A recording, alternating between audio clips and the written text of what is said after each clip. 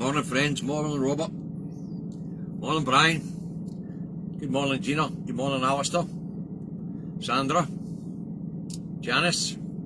I hope you can all hear me today. I listened to yesterday's show back, as I do with each show, and I thought the sound was pretty poor yesterday, so I've adjusted the sound levels on the phone. Nothing I can do about the fridge, folks. That's going to be with us all week. That's what happens, you're delivering food. You know, you all want your baked goods. You need to pull up with a noise in the fridge. Hey, use your local shops. Supermarkets are not doing well when it comes to filling the shelves. Anyway, good morning to you all.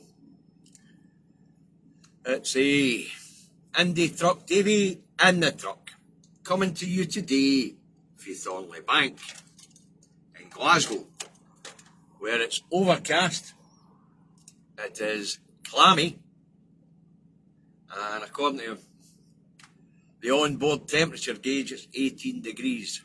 I think it's a wee bit warmer than that, but hey ho.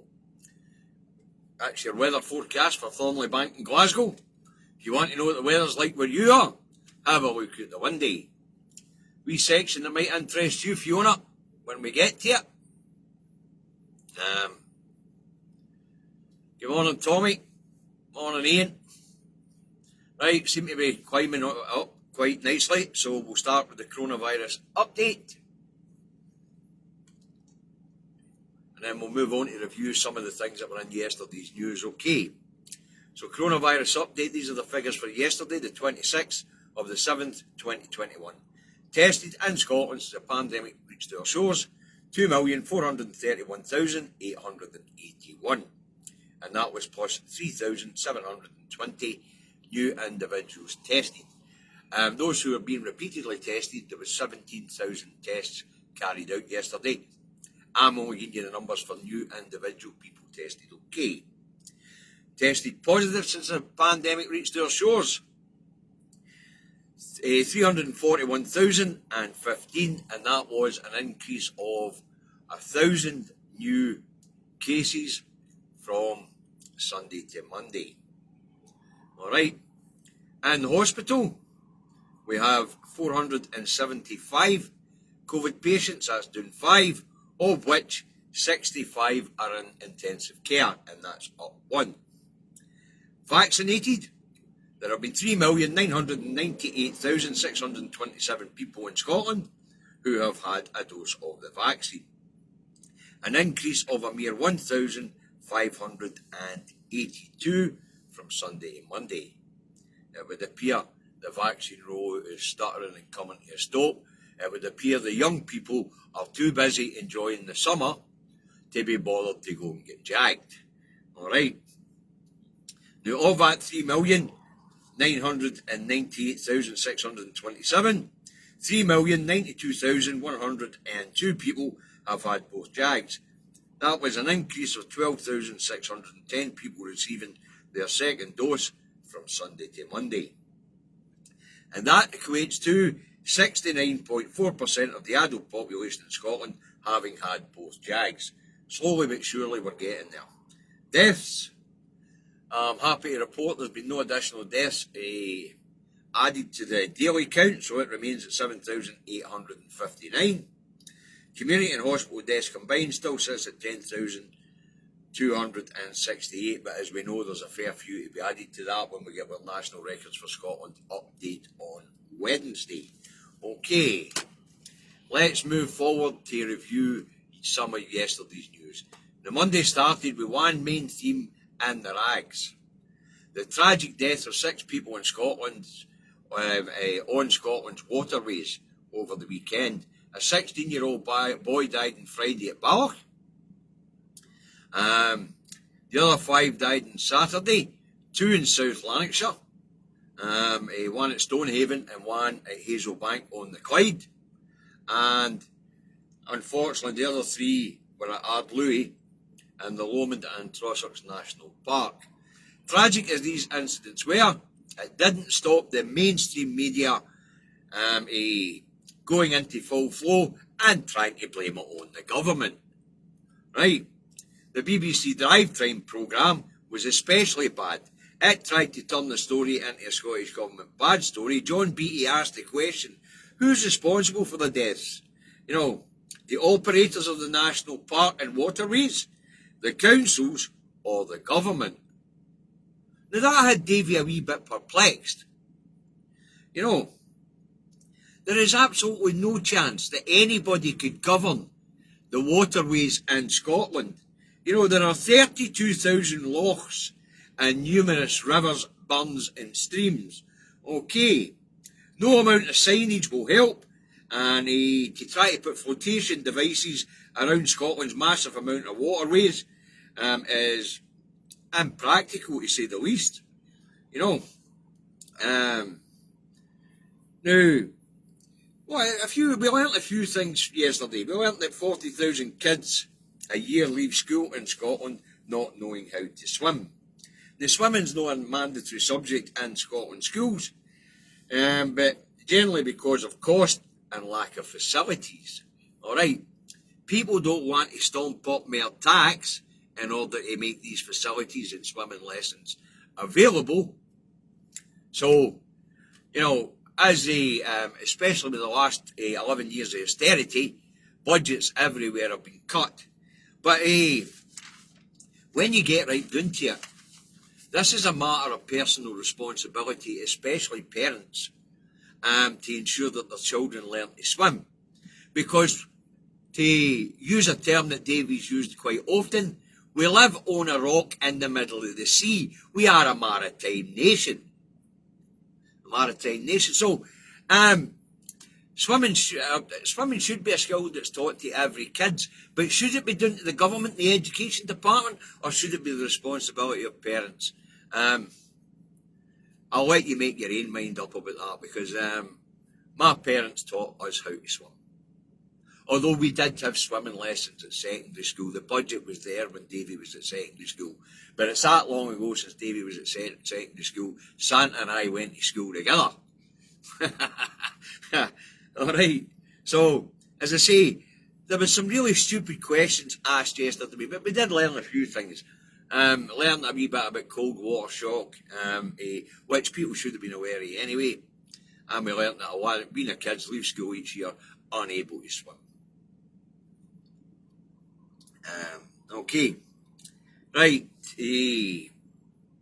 Anyway, right, these events of drownings like that, especially 6 people in one weekend and 5 in one day, is very, very rare on our waterways. And my condolences, and I'm sure you all feel the same, go out to absolutely everybody affected by the tragedies at the weekend. Okay. But it didn't stop the media circus having an absolute laugh, right? So let's move on. Monday, COP26 preliminary meetings took place in London, hosted by COP26 chair, Tory MP Aloka Sharma, who was previously the business minister. Right, Mr. Sharma said some progress had been made, but countries are getting closer in alignment, but issues remain over the phasing out of the burning of coal. Right, there were representatives of 51 countries attended the meetings over the weekend, finishing up yesterday. And scientists have been tasked from the UN International Panel on Climate Change to complete a new report which should be delivered prior to COP26 on the climate crisis. Okay, now, the big sticking point in phasing out the burning of fossil fuels for power is India and China. These are emerging or developing nations, really, and they still burn huge amounts of coal to generate electricity. Okay. Now, Mr. Sharma and the UK government have got a bit of cheek on the burning of coal thing, because they've just approved a new coal mine in Cumbria, to kick-start the Cumbrian economy. So what they're going to do with all that coal, as I've said already.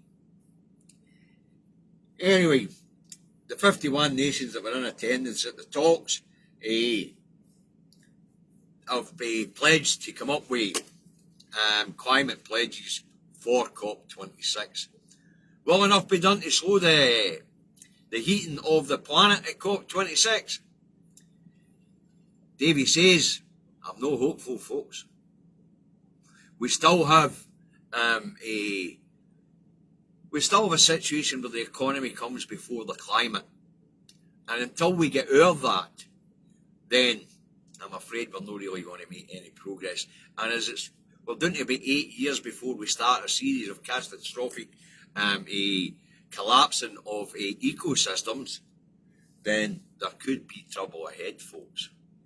We might well be leaving the children nothing but debt and a very short lifespan on this planet. That's how serious it is. Alright, now let's move on. Moving on. Right, Monday, after the Home Office slapped police in England and Wales on the face by announcing a pay freeze, Bojo the Clown announces that the police are to crack down on crime by tackling drug abuse. Bojo also wants to tag burglars when they leave prison. The Police Federation in England and Wales said tackling crime needed investment in policing. Now, under the crime plan, burglars, robbers and thieves to be tagged and monitored 24 hours a day after release from prison. Now, the operation that's to be put in place in England and Wales is called Project Adder. And as I say, it includes a crackdown on drugs and drug addicts. Now, there's also to be a scheme trialled in Wales to tag alcoholics with alcoholic detection tags, meaning that if you've been given an order to stay off the bevy, you will be tagged, and if you take the bevy, these tags will pick up the fact that you've been on the bevy through your sweat. Now, there's a big Davy says here. Davy says here, what happened to crime and punishment? Did your time? You know, did the crime, did your time? They're talking about tagging people with previous records of burglary, robbery and thievery and monitoring them 24 hours a day. Surely that's got to be an infringement on their human rights. Tagging people who like a drink to ensure that they don't have a drink. Surely that's an infringement on freedom of choice. I don't like the direction things are going in down that road, folks. I really don't. The infringements on people's civil liberties are being hammered home. I mean, the Police Crime Sentences in Court Act down that road, where they basically banned public protest. That's an infringement of human rights. This, do the crime, do the time. But no, you haven't done the time, because now we're going to tag you for the rest of your days. Because it doesn't say anything about limits and what Bojo announced yesterday. So, there's an awful lot of worrying things happening down that road. We've had the new police and crime bill. We've had the human sources bill, which basically allows law enforcement officers to break the law in the course of their duties. No just law enforcement officers, it's actually like officers of the government. We're talking about officers with different things like that. You know, and then we have this trend of breaking international treaties and ignoring the law. There's things going on down that road that really scare the shite out of me. I didn't mean to swear the day, I was trying to clean my act up. But it's really frightening, some of the things that are going through that parliament down there. And there is nothing that Scotland's MPs can do to stop it. Alright. Now let's move on. Right, Monday. Monday, on a similar vein, on policing, First Minister Nicola Sturgeon opens Police Scotland's new international training facility at the Police College at Tullyallen. Scotland's National Police Force are training officers from Colombia in violence prevention and officers from Malawi in sex crime detection. Scotland's National Force are also helping police in New York and in London on violence reduction. Remember, we had a very successful violence reduction unit up here in Scotland, which saw Scotland going from being the knife capital of Europe, knife crime capital of Europe, to basically turning Glasgow into what's called the friendly city. And all done over the 20 years of the devolved Parliament. Shows you what happens when you take the power of these things into your own hands. Then you can actually make progress in things that you couldn't make progress on before, because decision making on it was being made 500 miles away in a different country, and a parliament that nobody's got any say in. Alright. Now, the new facility at Tullyallen will allow Scotland's police force to exchange policing methods and skills with forces around the world, and will operate on a human rights agenda. One of the things that the new facility at Tullyallen will promote is policing by consent. Remember, here in Scotland, they police by consent. We consent to them upholding our laws and protecting us. Okay, so great new facility. Scotland's National Police Force has made leaps and bounds and policing over the last 20 years, and now we're exporting that knowledge that has been gained since we took the power of policing into our own hands around the world to other police forces. That's a great thing. Okay. Now Monday, in an attempt to stay relevant, Labour have said workers' rights should be at the forefront of the pandemic recovery. In a statement, Labour's Angela Rayner, the deputy leader, said all employees should have full workers' rights from day one in a job. Sir Keir Starmer kicked into the story by saying that millions of workers didn't have dignity or security, dignity or the security deserved at work. Under Labour's New Deal, workers would have full rights for the day they started the job, and things like statutory sick pay, statutory maternity pay, paid parental leave, and shared maternity leave. They're talking about all these things, but it's just an attempt to try and be relevant to what used to be the red wall across the top of England, because when you get right down to it, Labour can promise whatever they want. They're not winning the election in 2024. People are not buying it. The I'm Alright Jack society that was started off by Thatcher, carried on by son of Thatcher, Tony Blair, right up to now, because we've had nothing but Tory governments, and that includes the Red Tories under Tony Blair. All this stuff is irrelevant to the people of the day. Try to dig up this old socialist idealism and hope it's going to be relevant to the people in the north of England is just cuckoo. So Labour are falling further and further into irrelevance down that road. As I said yesterday, polling, Bojo's personal polling is out the window, but the Tories are still 43 to 38 ahead in the polls, alright?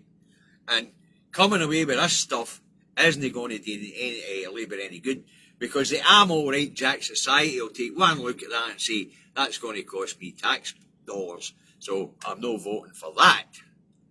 Alright. Now, a spokesperson for the Tories said, we have protected workers during the pandemic with a furlough scheme, and they see no need for such interventions in the labour market. And that's what I mean. Nobody's going to meddle in the labour market like that, because of the way the labour market has evolved since the days of Thatcher. We now have a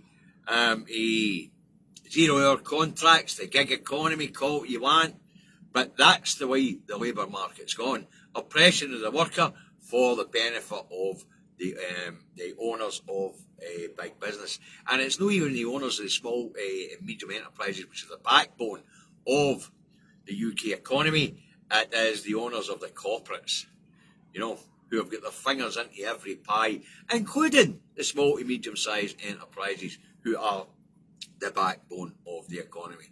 Now, all pie in the sky stuff, and he barely made a blip on the radar. Had to dig that one out because it wasn't covered in the mainstream media. You had to go into websites to find Labour's announcement yesterday, alright? But as I say, it's just a publicity stunt. You know, as I say, they're making a pitch for the previous Red Wall seats, but it ain't going to work, right? Another story on Monday. Tesco Bank announces it's to end current account services by November 30th, 2021. So, if you've got a current account with Tesco, you're moving because they're shutting the Tesco current account down.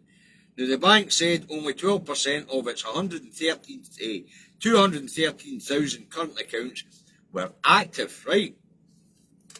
Now, the banks had an absolute reversal in its an absolute reversal in its form, actually, because 2019 to 2020, the bank made a profit of 193 million, but in 2020 to 2021, it made a loss of 123 million. Alright, so it's ending this area of its banking services.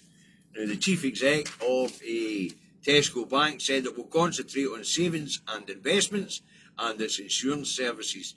Tesco also said it will help existing customers switch to other banks for current account services.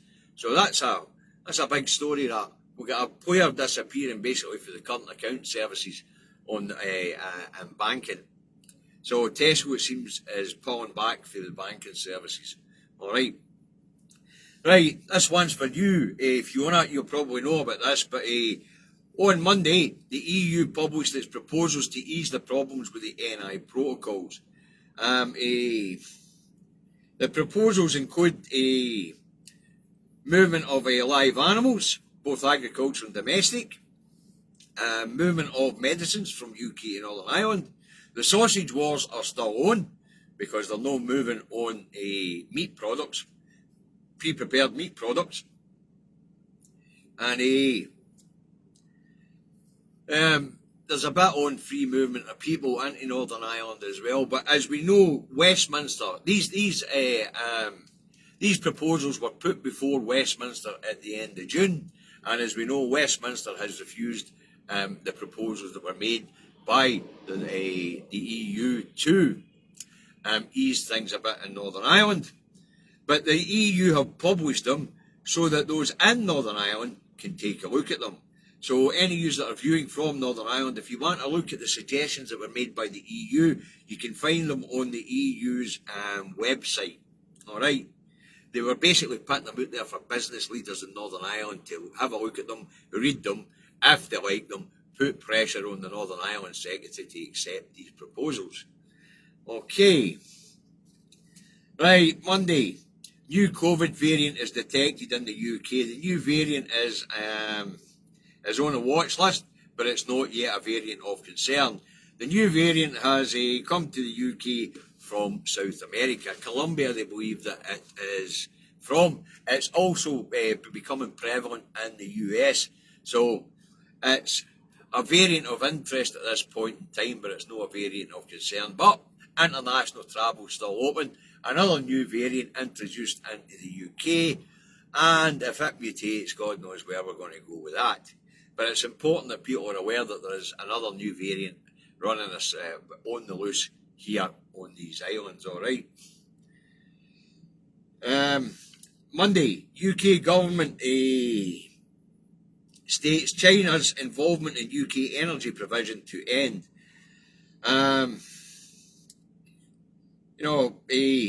China had supposed to be involved in Hinkley Point, and it was then supposed to be involved in building a power station in Essex. The UK government has decided that it's not a good idea to have China owning and operating nuclear plants in the UK, especially one in Essex, which is quite close to Westminster. Yeah, you just get right way past halfway Westminster, and boom, there goes your nuclear station in Essex. So the UK government have decided that it no longer wants China involved in the production of power here in the UK, same as it made the same decision for Hawaii. But that was under the pressure from the US government, alright. The UK government is committed to nuclear energy, as a form of clean energy to help with climate change, alright?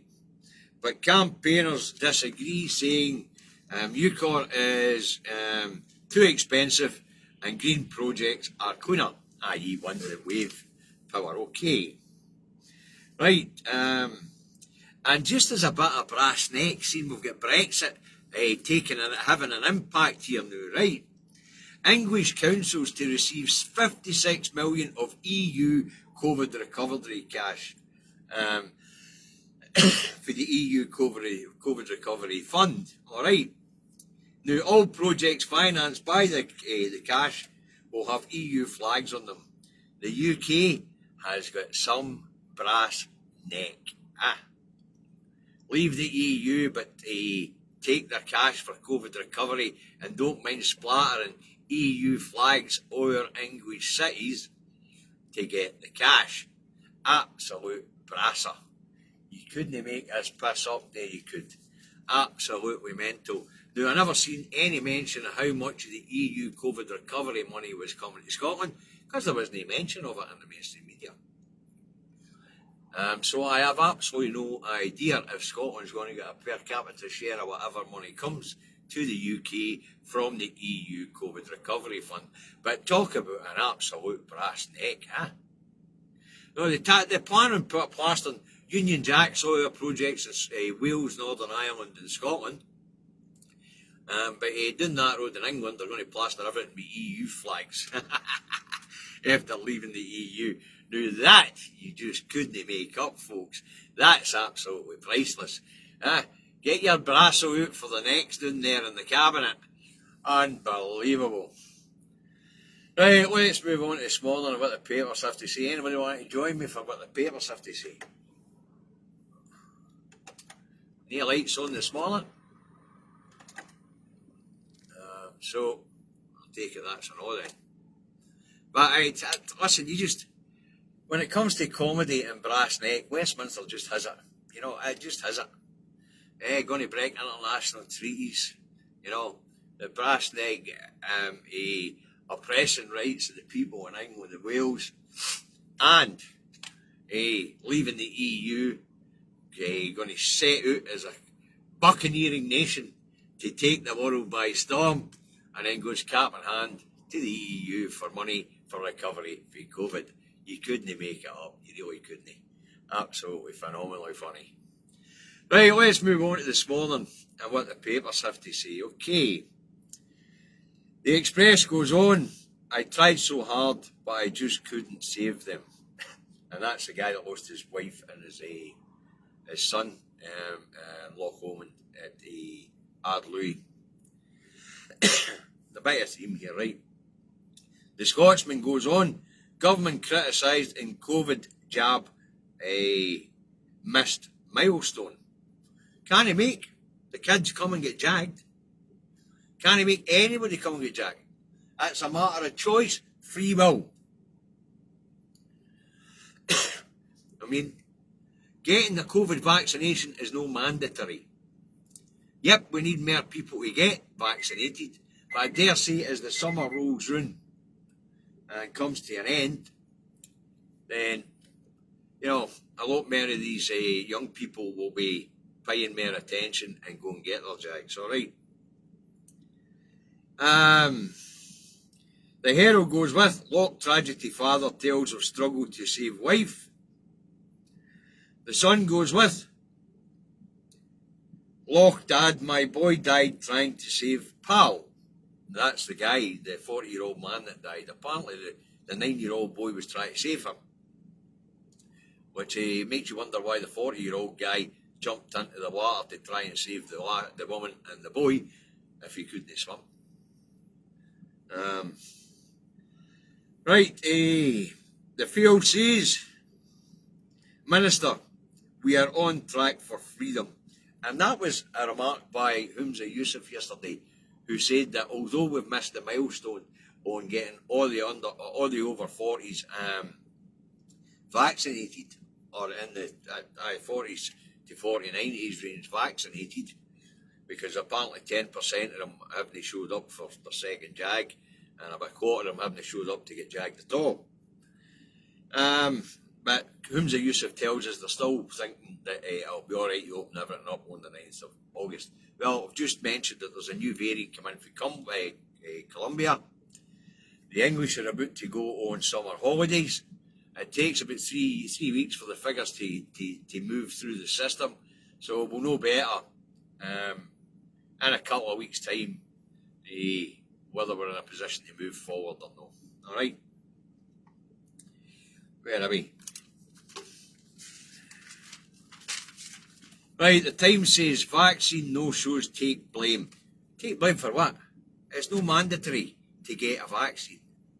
There was always going to be a percentage of the population who have looked through all the stuff that's out there on the anti-vaxxer sites and on the pro-vaccine sites and plump for one side or the other. We'll be very lucky if we can get to the 86% of the population who we need to be vaccinated to get to a community immunity or herd immunity, whatever, choose the word you want.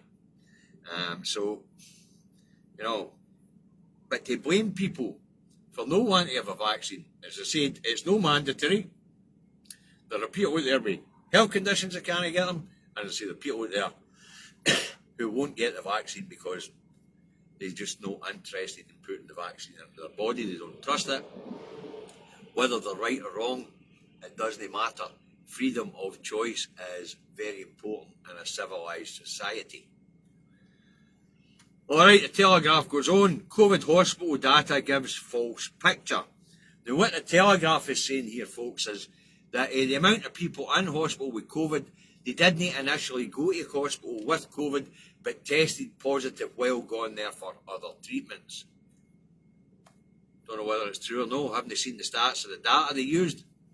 I'm only aware of what's the headline means. Okay. The National goes with calls for SNP to back jobs for everyone pilot. It calls for SNP to do many things. But when you have a restricted budget, no central bank to print money, no borrowing powers, then piloting anything is very, very difficult. So the National and whoever it is that's calling for the SNP to back jobs for everyone pilot, they better explain where the cash is coming from. Because we are on a pocket money budget. How much we have to spend on anything is determined by how much is spent down that road. So some right pie in the sky ideas flying about. But it is a silly season, folks. You know, we're going to get some real pish and silliness in the newspapers. We really are.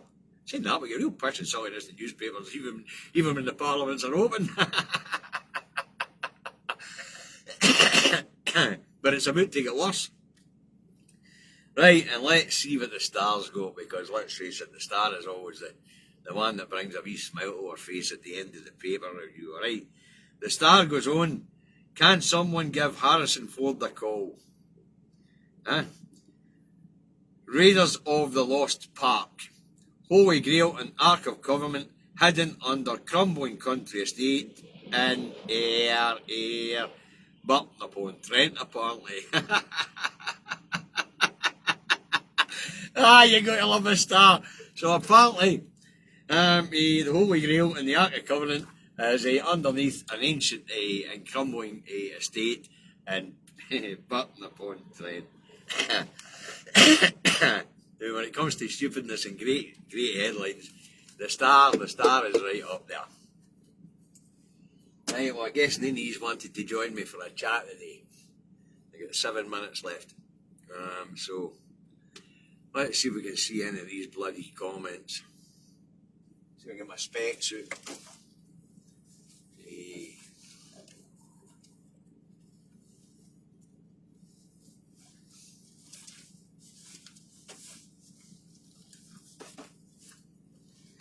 Maybe I'll get his Gregory's on.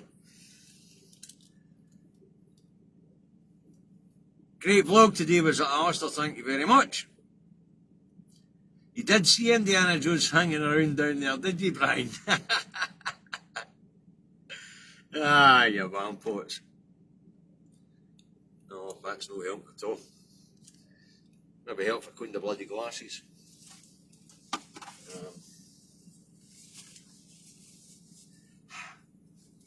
Well, I'm not seeing very much through these things. Right.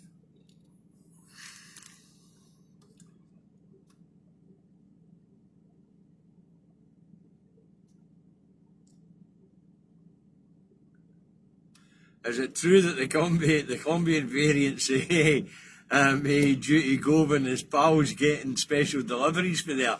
Aye, that could be it. Ah, brilliant. Hey. Brilliant, absolutely brilliant, eh?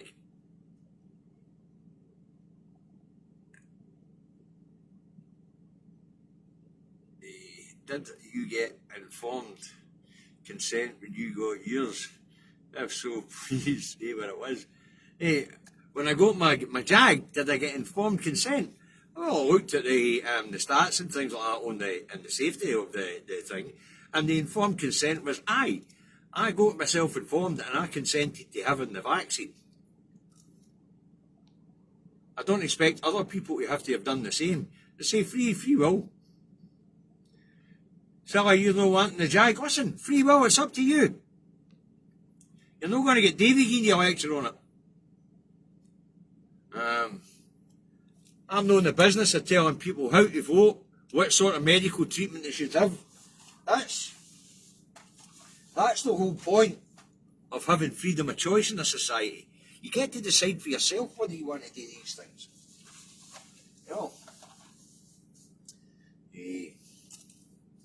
So I'm not telling people whether they should get jagged. I know that's just not on.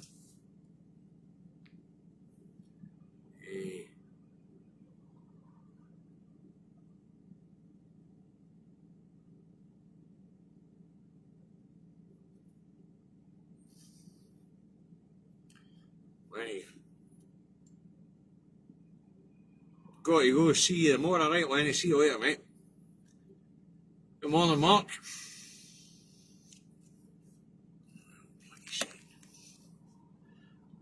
Thanks, Phil.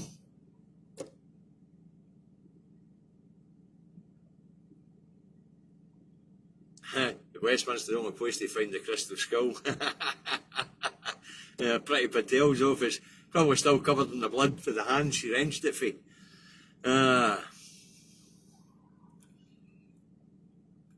New variants will be yearly like the flu. I'm more worried about mutations. When these variants all clash with each other as they fight for dominance. I'm in the truck tomorrow, yes, Ian. I'm in the truck right up to Thursday. I'll get something else to do on Friday. Right, 3 minutes left, so let's get to the usual bit, folks. This is the bit where everybody bails out.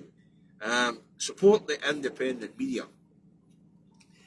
Support Broadcasting Scotland. Good show last night. Support Independence Live, Indie Live Radio, Caledon Media, Cruise Radio, and Independence Bloggers.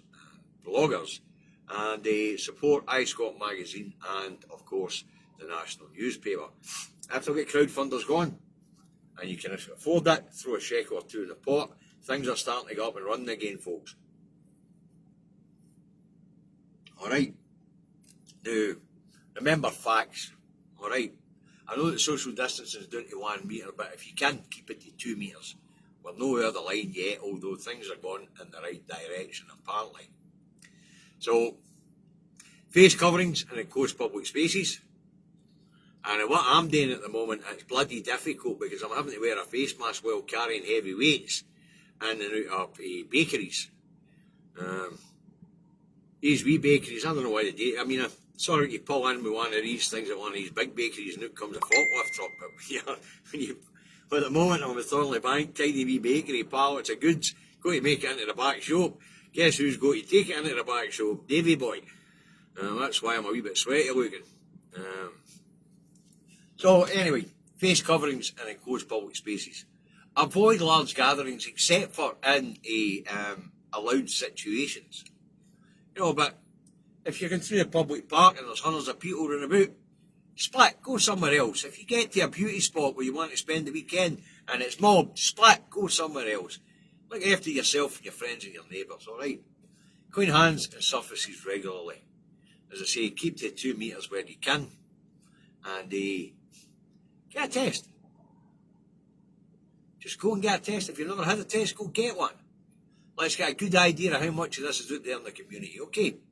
Now, you lot have a great day.